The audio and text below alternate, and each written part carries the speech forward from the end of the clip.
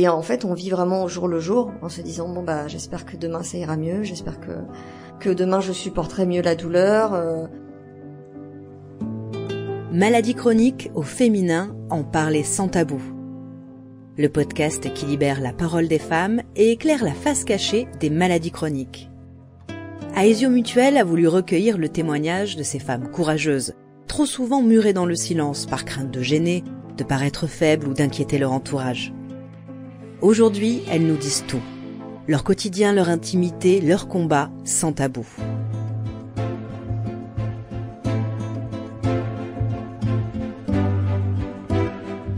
Mona, 42 ans, et Séverine, 50 ans, partagent un combat commun, la névralgie du trijumeau. Une maladie neurologique qui touche plus fréquemment les femmes et se manifeste par des douleurs faciales intenses et soudaines. Ces deux mères de famille nous ouvrent les portes de leur quotidien, depuis le diagnostic jusqu'à leur nouvelle vie familiale et professionnelle. C'est Mona qui commence. Donc moi, à l'âge de 23 ans, j'ai commencé à avoir de très violents maux de tête, mais qui prenaient toute la tête, vraiment en casque, et beaucoup de vertiges. Et puis finalement, on a trouvé que j'avais une malformation d'Arnold-Chiari. Pour faire simple, mon cervelet s'est mis à descendre au niveau de mes cervicales. J'ai subi une chirurgie, une craniectomie de décompression, donc des amygdales cérébelleuses, pour faire diminuer la pression intracrânienne dans ma tête.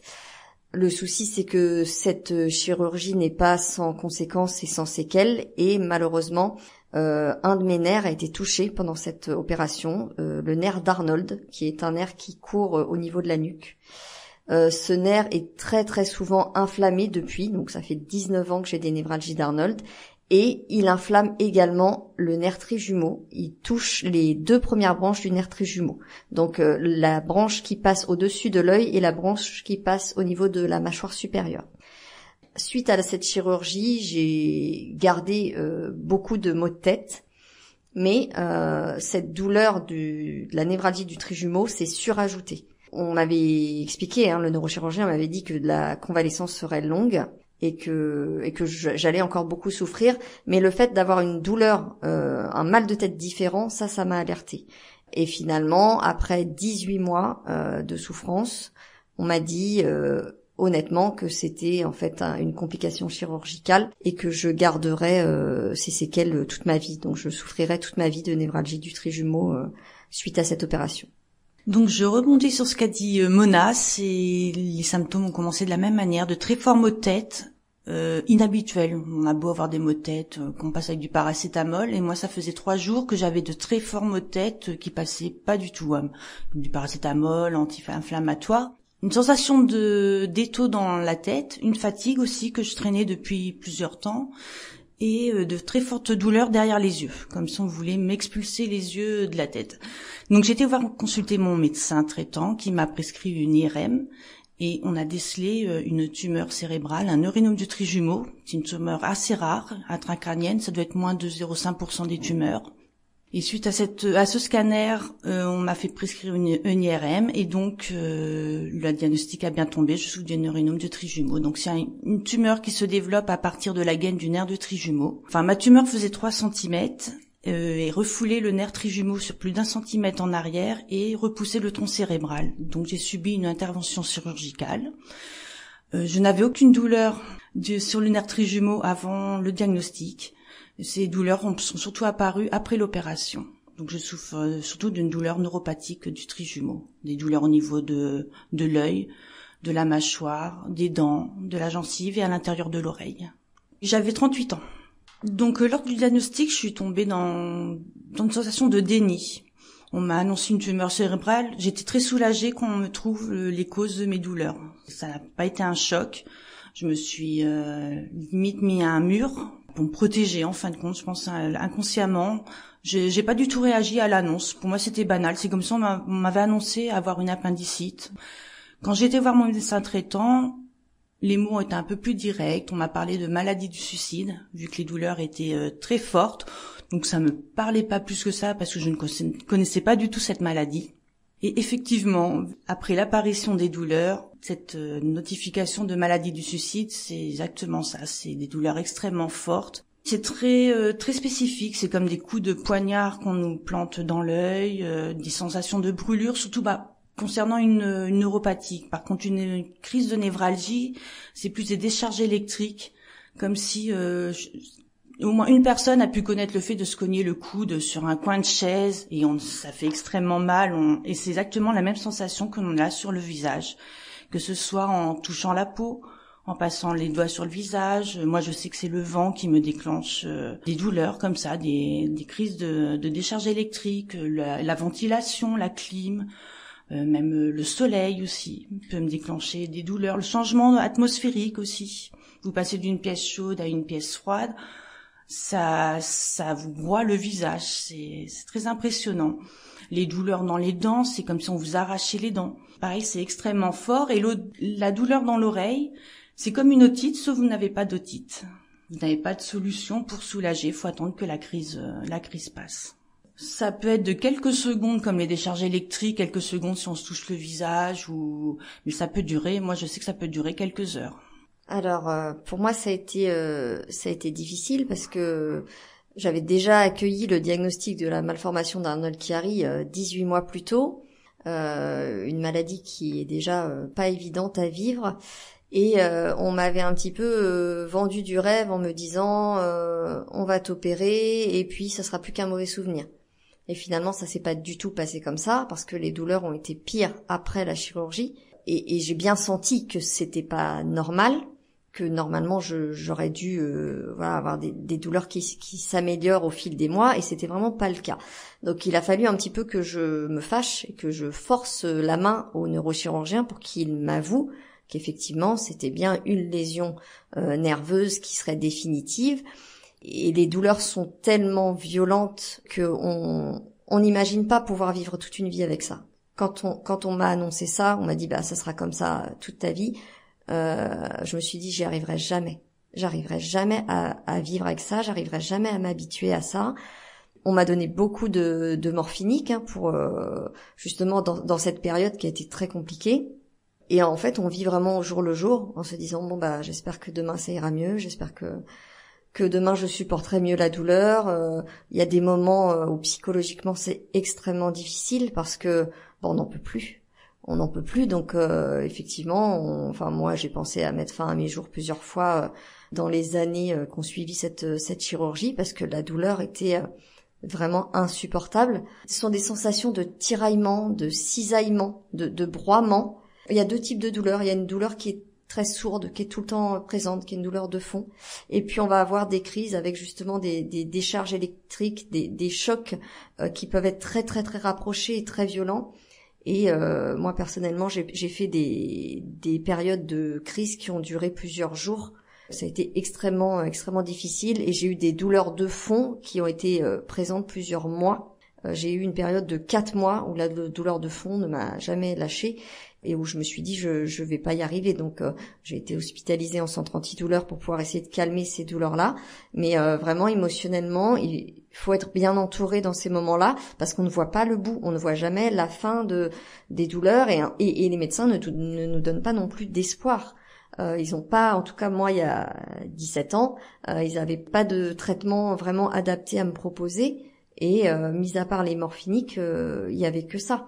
On essaye de faire comme on peut, mais c'est vraiment on vit au jour le jour et on supporte. Moi, avec le recul, je sais pas comment j'ai réussi à traverser cette période. L'entourage. Lors du diagnostic, c'est plutôt moi qui rassurais mon entourage. C'est ce qu'on m'a rassuré. Moi, vu que j'étais dans le déni, pour moi, j'ai annoncé à mon mari, on m'a annoncé une tumeur. C'était comme, voilà quoi, c'était vraiment très banal pour moi, mais je sais pas, c'est mon cerveau qui a dû faire un blocage. Et donc j'ai plutôt rassuré les autres jusqu'à l'opération. Après l'opération, du soutien, du soutien. Au tout début du mois, par mon conjoint, chose qui n'a pas duré parce qu'il a très mal accepté la maladie. C'est très dur. Les premiers mois, très présents, très au rendez-vous, tout ça. Et au fil du temps, non, plutôt... il était absent au rendez-vous. Quand j'allais à mes rendez-vous, me demandait pas comment se passaient les rendez-vous. Il commençait à devenir distant.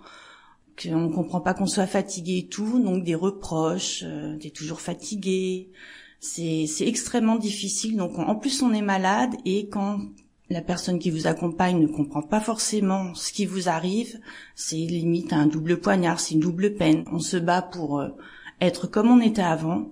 On est tellement fatigué. Je ne travaille plus parce que j'ai été mise en invalidité au bout de 2 ans de maladie, mais s'occuper des enfants, faire à manger, c'est peut-être banal, mais ça demande extrêmement d'énergie. Quand vous dormez pas la nuit, il faut enchaîner, se lever à 7 heures, comme si le quotidien était normal. Donc le fait que votre conjoint ne comprenne pas ou vous fait culpabiliser de pas travailler, c'est très très dur, c'est une double peine. Et autrement, non, au niveau des proches, moi mon rôle c'était surtout de leur faire comprendre cette pathologie qui ne se voit pas en fin de compte. Ça ne se voit pas, on s'imagine pas. Souvent on nous dit, est-ce que tu as toujours mal à la tête ? La douleur est tellement extrême et ne prend pas que la tête, ça prend tout le visage et apparemment ça nous empêche de parler, d'ouvrir la bouche. Mais c'est vrai que c'est très difficile de faire comprendre à l'entourage cette pathologie. On a le sourire, oui, mais intérieurement, on souffre. Moi, je sais que j'ai des douleurs 24 heures sur 24 qui m'empêchent de dormir la nuit, qui me réveillent la nuit. J'essaye de garder au maximum le sourire dans la journée. Les autres n'ont pas à subir ce que j'ai en fin de compte. Moi, au départ, quand je suis tombée malade, vraiment, j'ai ma famille qui s'est scindée en deux groupes. Ceux qui me croyaient et ceux qui ne me croyaient pas. Donc j'avais 23 ans, c'est vrai que avant tout ça, cumulé de travail, j'étais hyper active, je montais à cheval, voilà, je dansais tous les week-ends, enfin je faisais énormément de choses et du jour au lendemain, tout s'est arrêté. La douleur était trop forte, la fatigue était vraiment insupportable à ne pas pouvoir me lever. Et vraiment, j'ai une partie de ma famille qui a pas voulu vraiment y croire. Et les personnes qui m'ont soutenue depuis le début sont toujours là aujourd'hui. J'ai beaucoup de chance. J'ai vraiment une partie de ma famille qui a toujours énormément pris soin de moi, qui a toujours essayé de comprendre, même si c'est pas forcément accessible. On a beau expliquer, on a beau décrire. Si la personne ne vit pas elle-même la douleur, elle ne peut que l'imaginer et même comme ça, elle est certainement très loin de la réalité. J'ai la chance d'avoir mon mari qui m'a toujours soutenue. Ça fait 22 ans qu'on est ensemble aujourd'hui et il est toujours là. Il a toujours été très présent. Ça a été vraiment la personne sur qui j'ai pu me reposer toutes ces années. Même voilà, il y a des moments où vraiment je baissais les bras. Bon, lui m'a toujours vraiment tiré vers le haut. Je sais pas d'où il tient toute cette force, mais en tout cas, il a jamais rien lâché. Aujourd'hui, nous avons 2 enfants, 2 petits garçons qui ont 9 et 11 ans et qui m'ont toujours connue malade. Donc pour eux, quelque part, ça a longtemps été la normalité d'avoir une maman qui dort beaucoup, qui a besoin de silence, de calme, etc. Mais ce sont des enfants qui sont qui sont très intelligents et qui sont très sensibilisés au handicap invisible. Donc j'ai parfois vécu des situations où ce sont mes enfants qui ont pris ma défense à la caisse d'un supermarché ou au moment de me garer sur une place pour personnes à mobilité réduite parce que parfois, on n'a pas la force de se battre contre les regards, contre les réflexions, contre tout ça. Donc il y a des jours où vraiment je suis fatiguée, j'ai besoin de prendre ces places et je me dis oh non, je vais me mettre plus loin parce que si quelqu'un vient m'aborder, j'en aurai pas la force. Et ce sont mes enfants qui très souvent m'ont un petit peu remis mes pendules à l'heure en disant non maman, tu as le droit d'être là. Et puis si quelqu'un vient t'embêter, moi je répondrai. Et c'est arrivé plusieurs fois. Mais c'est vrai que le handicap invisible, c'est difficile à appréhender pour plein de gens. Moi, c'est aussi dans ce but-là que j'ai écrit mon livre, Arnold et moi. C'est pour démonter tous les préjugés qu'on peut avoir sur un handicap invisible. Les gens n'ont absolument aucune idée de ce qu'on peut vivre. Moi, avec mes enfants, c'est vrai qu'ils étaient en bas âge quand on m'a opéré. C'est vrai qu'on n'avait pas parlé de la maladie.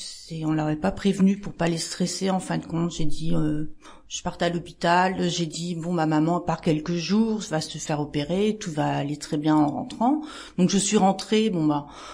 Tout s'est très bien passé. Donc voilà, j'étais debout sur mes 2 jambes. Bon, après les séquelles ou la fatigue, voilà, mais j'étais contente d'être revenue à la maison, d'être auprès de mes enfants.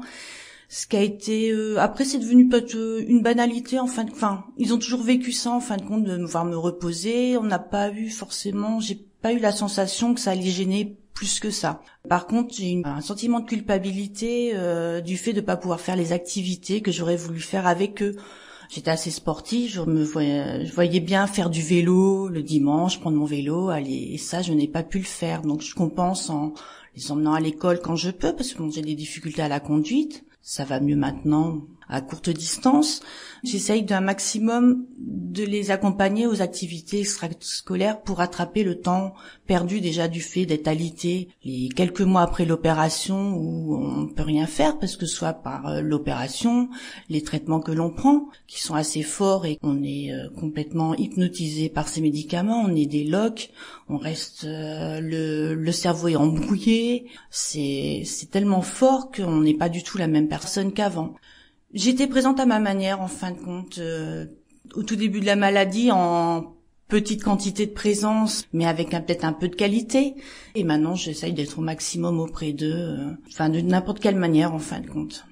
La présence des enfants, ça a été un moteur. Je me bats pour être présent et les voir grandir, faire voir leur vie. Ce qui motive, parce que vu que les douleurs sont tellement fortes, on pourrait tomber dans la déprime, ne pas avoir le but du tunnel. Moi, j'ai pas eu ce passage-là. J'ai toujours été motivée par dire faut que je sois là faut que je tienne pour mes enfants. C'est la moindre des choses. Alors moi, avec mes enfants, alors ça se passe très très bien. À partir du moment où on a pris la décision d'avoir des enfants, je savais que plus jamais je n'aurais le droit de baisser les bras. Et qu'à partir de ce moment-là, ça serait tout pour eux et effectivement, c'est un moteur, hein, je rebondis sur ce que Séverine disait. Mes enfants, c'est mon plus gros moteur et je suis consciente d'avoir pris une décision qui m'engage sur toute une vie et que à aucun moment la douleur ne pourra aller à l'encontre de ça et gagner la guerre. C'est pas possible. La douleur va gagner encore certaines batailles, c'est évident, mais elle gagnera jamais la guerre. On a mis sur pied une organisation familiale qui fonctionne, où vraiment les enfants sont au centre de nos priorités. Et ça n'empêche que finalement on vit pas à 4, on vit à 5 parce qu'il y a la maladie, mais chacun se bat aussi contre la maladie et accepte comme il peut, et je trouve que ça fonctionne pas trop mal. En tout cas pour le moment on y arrive. Alors concernant le travail, c'est vrai que quand on est malade chronique, on pourrait garder une activité professionnelle. Moi j'ai été en longue maladie pendant 2 ans, suite aux douleurs et des séquelles neurologiques que j'avais eues post-opératoires. Pendant 2 ans, donc j'étais en arrêt maladie.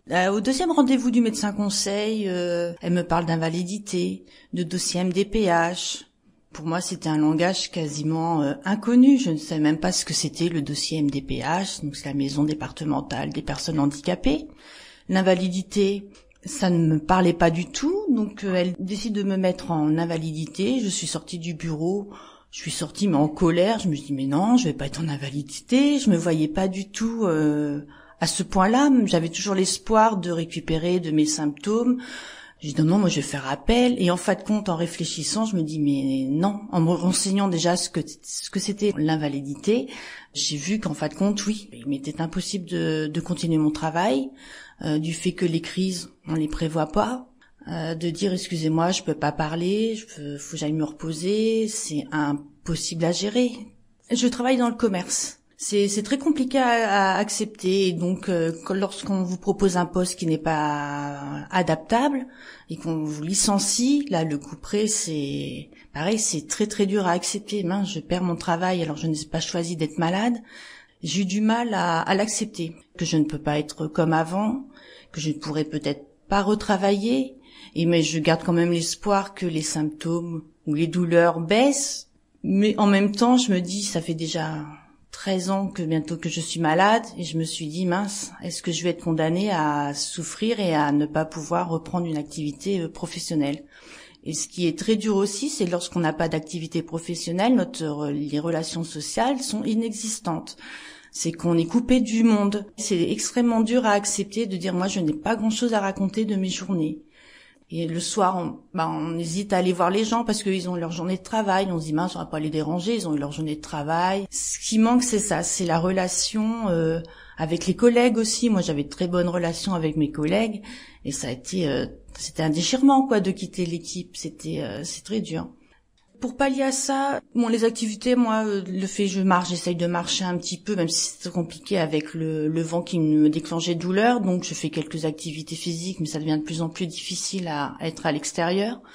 Et donc, depuis que je suis référente à l'Association française des céphalées, où que je peux venir en aide à des personnes qui souffrent, qui sont en errance médicale, le fait d'apporter mon aide de mon vécu de maladie par rapport même aux symptômes, on n'est pas médecin, on fait pas de diagnostic, mais de dire ne voyez pas qu'un spécialiste, essayez d'aller voir d'autres spécialistes, vous contentez pas que d'un neurologue, allez voir un stomatologue parce que le nerf trijumeau contrôle aussi les muscles masséters du visage, donc il n'y a pas que la sensibilité du visage, il y a l'aspect moteur de la mâchoire, et c'est vrai qu'on leur dit allez voir plutôt un stomatologue aussi, passez une IRM, des choses peut-être basiques parce que nous on est passé par là, mais certaines personnes souffrent de névralgie du trijumeau, on ne leur a pas prescrit une IRM pour voir d'où vient la cause de la névralgie, et donc c'est vrai que via l'association je me sens utile. Juste une écoute, juste un petit mot, c'est pas de parler de leur souffrance, de comment ils ressentent, qu'est-ce que je peux faire à côté, de trouver d'autres solutions que des traitements médicamenteux. Par exemple, la sophrologie, l'acupuncture, moi je sais que la sophrologie m'a énormément aidé pour supporter les crises, de permettre de contrôler, de se concentrer autre chose que sur la douleur, sur la respiration, et c'est vrai que ça me permet de pas être focalisé sur les douleurs, autrement on s'en sort pas. Si on est toujours focalisé dessus, on reste au fond du lit toute la journée, on ne parle plus, on devient asocial en fin de compte. Et via l'association, c'est vrai que je me sens extrêmement utile aussi peu. Rien qu'une écoute déjà, c'est extrêmement important. Alors moi au niveau professionnel, ça a été assez compliqué. Je crois que j'ai vécu le meilleur comme le pire. Donc voilà, ça fait 19 ans que je suis atteinte et pendant des années, j'avais un poste de travail qui était adapté à mon handicap. Donc ça se passait très bien. Je travaillais dans un hôpital public avec une équipe formidable qui vraiment comprenait ce handicap invisible, qui constatait que parfois j'étais fatiguée, que parfois j'avais même un peu de mal à marcher, etc. Et puis en 2016, j'ai été mutée dans un autre hôpital similaire et malheureusement, je n'ai pas bénéficié d'adaptation de poste alors que j'aurais dû en avoir. Et ça a aggravé ma pathologie de façon fulgurante. J'ai eu une aggravation qui a été presque pire qu'avant ma chirurgie. Donc ça a été très très compliqué pour moi. J'ai été confrontée à une équipe qui ne voulait pas comprendre, qui n'avait pas envie.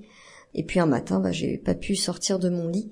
J'ai pas réussi à accepter tout de suite le fait que je ne retravaillerai jamais parce que j'avais de grandes ambitions. J'avais déjà passé des concours dans la fonction publique que j'avais réussi et je voulais en passer d'autres. Et puis ça s'est arrêté net du jour au lendemain. Donc il a fallu accepter ça. Ça n'a pas été évident. Ça n'a pas été évident de se dire aussi que si tout s'est arrêté, c'est parce qu'il y avait des personnes qui en étaient responsables. Et j'ai mis des années à me remettre de ça, que ce soit physiquement ou psychologiquement. Bon, une fois que j'ai accepté ça, je me suis dit je vais faire autre chose, je vais faire quelque chose qui me plaît. Et moi j'ai toujours aimé tout ce qui était artistique et j'ai toujours aimé écrire. Et c'est à ce moment-là que j'ai écrit mon livre dans un but vraiment thérapeutique dans un premier temps. Et puis aussi parce que je voulais laisser une trace à mes enfants. Je voulais qu'ils comprennent a posteriori pourquoi on avait pris telle ou telle décision. Et le fait d'écrire tout ça, je me suis dit bon, quand ils seront grands, ils pourront lire le livre et comprendront mieux. Et puis finalement, mon mari m'a beaucoup encouragée à publier ce livre. C'était vraiment pas le but au départ. Et j'ai participé à un concours de manuscrits. J'ai gagné un prix avec ce livre et depuis, voilà, j'ai beaucoup plus d'activités par rapport à ce livre. J'ai été contactée par plus de 1000 patients en 2 ans, des patients qui sont souvent dans l'errance médicale ou alors qui sont atteints de névralgie du trijumeau, d'Arnold ou même d'Arnold-Chiari, mais qui n'ont pas le suivi, la prise en charge correctes. Donc moi je les aiguille par rapport à ça. J'ai intégré aussi l'association française des céphalées et ça me permet aussi de, comme Séverine, me sentir utile. Après c'est vrai que c'est aussi beaucoup de travail, donc il faut savoir faire la part des choses. Alors j'ai plein de petites astuces en fait pour m'aider à soulager mes douleurs. Par exemple, j'ai un matelas chauffant que j'utilise absolument tous les jours pour détendre les muscles. J'ai un hamac de cou. Donc en fait, c'est un petit dispositif dans lequel je pose ma tête pour détendre mes cervicales. Je l'utilise aussi très très régulièrement. Je fais aussi toujours très attention dès qu'il y a du vent, dès qu'il fait froid. Voilà, là, faut que je commence à sortir absolument avec un bonnet et une écharpe parce que le moindre coup de vent peut déclencher une douleur. On met en place des stratagèmes un peu d'évitement pour éviter d'avoir à vivre telle ou telle situation. Moi, j'ai aussi beaucoup de soucis avec le froid, donc j'ai toujours une couverture dans ma voiture. Enfin, je vais au cinéma avec une couverture, je dois être la seule personne à faire ça. Mais ce sont des petites choses que l'on met en place pour essayer d'améliorer le quotidien. J'ai fait aussi pas mal de séances d'hypnose qui m'ont beaucoup aidé à effectivement me détacher de la douleur. C'est-à-dire que ça ne diminue pas la douleur, mais on a l'impression qu'elle a un petit peu moins d'importance. Elle est là, mais on lui prête moins d'importance. Donc l'hypnose m'a beaucoup aidé par rapport à ça.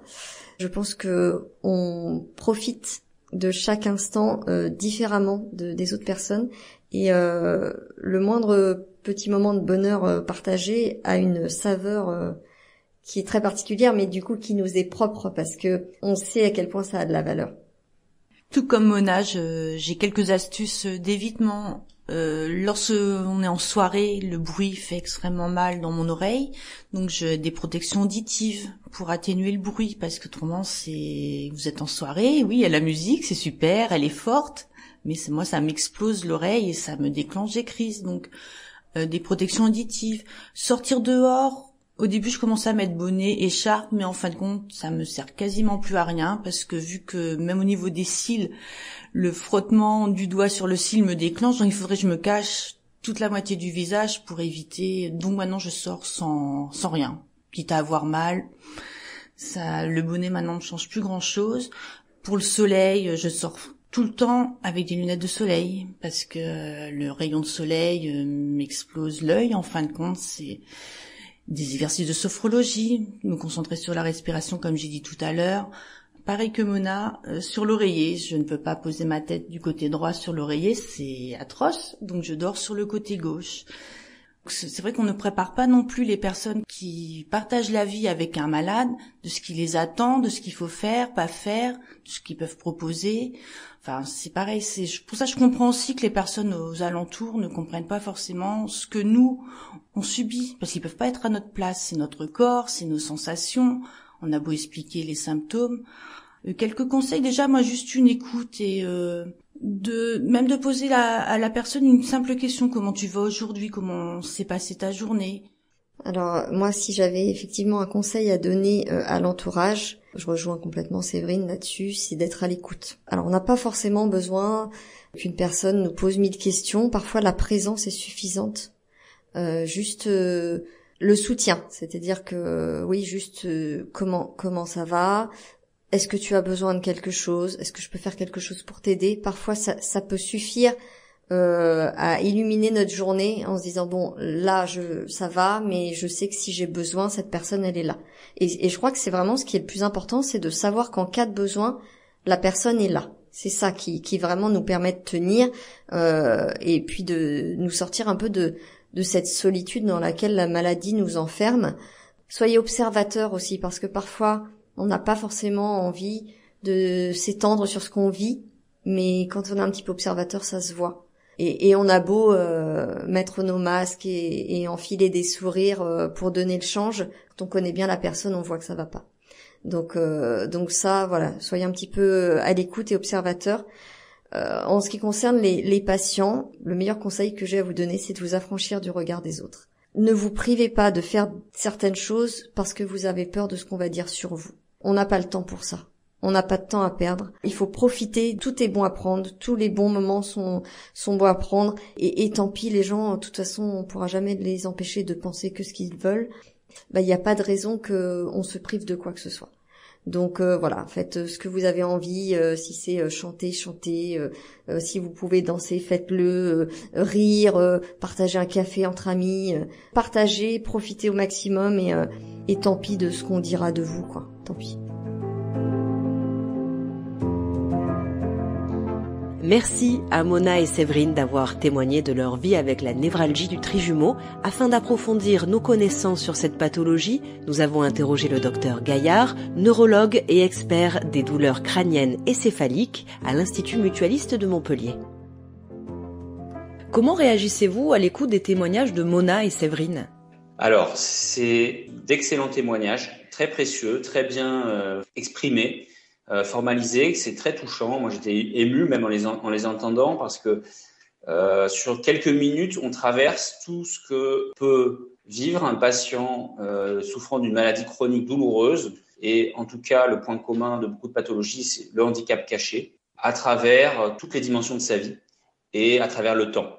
C'est très poignant comme vécu. Et si on se met un tout petit peu à la place de ce genre de vécu, c'est vertigineux.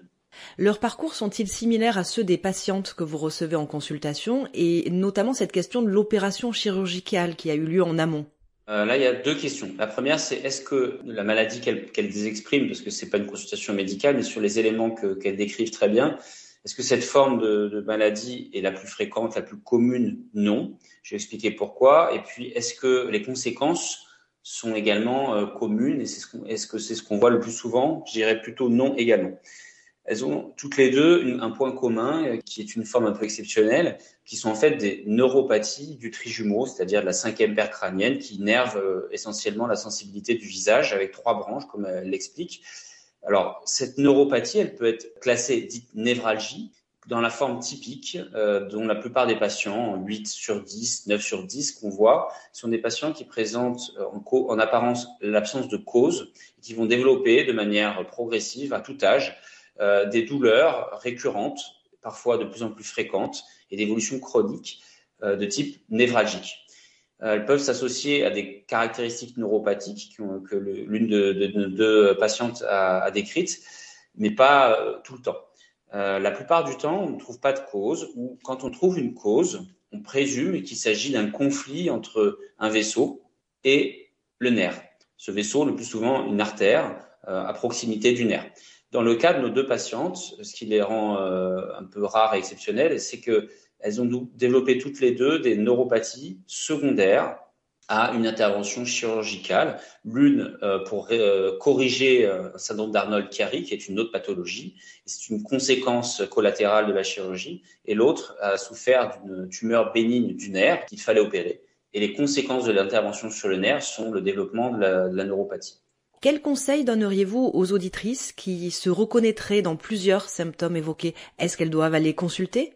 Alors tout à fait. C'est des diagnostics qui restent aujourd'hui très difficiles. Comme dans toutes les pathologies médicales de médecine, il y a des formes typiques que la plupart des médecins, à commencer par les médecins généralistes, peuvent reconnaître facilement. Et parfois, les médecins n'ont pas vu ces pathologies depuis longtemps. Un médecin généraliste, il voit une névralgie tous les quelques mois ou parfois années. Et il n'a pas forcément le réflexe. En revanche, il voit des gens qui ont des douleurs tous les jours. Il voit des gens qui ont mal aux dents, il voit des gens qui ont des douleurs maxillofaciales, parfois après des traumatismes crâniens. Il voit des gens qui ont des migraines, des céphalées, etc. Tout ça peut être déroutant avec des formes qui sont atypiques, incomplètes. Et donc, si on souffre de caractéristiques névralgiques, c'est-à-dire des douleurs en éclairs très violentes, fulgurantes de type électrique, comme elles l'ont décrite, ou de caractéristiques neuropathiques, qui sont des brûlures, une sensation dans un territoire d'un nerf, comme là c'est le nerf facial, le trijumeau. Ces caractéristiques neuropathiques doivent alerter sur le diagnostic, effectivement, d'une névralgie ou d'une neuropathie du trijumeau. Le conseil, c'est effectivement l'évoquer avec son médecin traitant et rapidement aller vers une consultation spécialisée, neurologique ou de la douleur, s'il y a un doute diagnostique. Au travers de votre expérience de spécialiste et ce que vous disent vos patientes, comment peut-on mieux vivre avec la névralgie du trijumeau? La première réponse, je dirais que c'est les patientes et les témoignages à travers les associations de patients, comme ces 2 témoignages qu'on vient d'entendre, qui sont une des clés. C'est-à-dire que elles sont des exemples l'une et l'autre de résilience majeure qui forcent évidemment l'admiration face à des pathologies dévastatrices. Il y en a une de nos 2 interviewées qui explique bien le déni qu'elle a auto-analysé parfaitement, qui l'a protégée pendant un certain temps de ne pas affronter finalement consciemment ce qui lui arrivait. Et c'est après qu'elle a pris conscience, parce que c'est trop violent, c'est trop dur. L'autre patiente a dit qu'elle ne se sentirait jamais capable, lorsqu'elle a compris ce qui lui arrivait, d'affronter ça. Donc c'est extrêmement violent et ça peut être extrêmement décourageant, le simple fait de le comprendre et de le subir au démarrage. Évidemment, dans la durée, il faut avoir de l'endurance, il faut développer des facteurs de résilience et de résistance à la douleur et à la pathologie et à ses conséquences. C'est exactement ce qu'elles ont fait toutes les 2. Leur vie a été complètement chamboulée par ça et en même temps, elles expriment parfaitement la force qui est en elles et qu'elles ont pu développer, pour l'une d'entre elles, avoir des enfants, alors que tout allait contre, développer une vie satisfaisante et des relations avec les autres, etc. Malheureusement, tous les patients n'ont pas cette force, cette capacité ou cet entourage. C'est fondamental, l'entourage qui doit être propice, doit être favorable et doit être aidant. L'entourage, ça commence par ses proches, mais c'est aussi tous les soignants qui vont s'articuler dans la prise en charge. Donc la règle, ça va être de ne pas s'isoler, ça va être d'avoir un diagnostic et un soutien médical approprié, d'avoir un soutien autour sur le plan psychique, émotionnel, de construire sa vie ou de reconstruire sa vie en fonction du handicap objectif. Et évidemment, tout ça en parallèle et en complément d'une prise en charge médicale qui parfois peut obtenir une guérison, parfois une rémission, c'est-à-dire un arrêt des symptômes pendant une certaine période avant que ça revienne. Et parfois, on est plus dans du symptomatique palliatif. On essaye d'atténuer les choses pour que ce soit plus vivable. Mais il y a toujours des ressources thérapeutiques. Donc, garder de l'espoir, garder du lien, s'entourer, ne pas être seul et faire confiance à la prise en charge médicale et chirurgicale. Alors, faire confiance, ça veut dire être proactif, comme elles l'ont expliqué aussi. Parfois, il faut prendre un autre avis parce qu'on n'est pas en confiance, parce qu'on n'est pas certain d'avoir compris les choses. Mais c'est dans l'intérêt de la prise en charge. Et puis parfois, il faut une prise en charge pluridisciplinaire avec différents thérapeutes, différents médecins qui vont aider lorsque c'est des maladies chroniques. On va traverser la vie ou une partie de sa vie avec. Ça peut être très invalidant. Il y a des solutions thérapeutiques, mais c'est variable. Donc, tous ces outils vont être utiles pour traverser ces pathologies.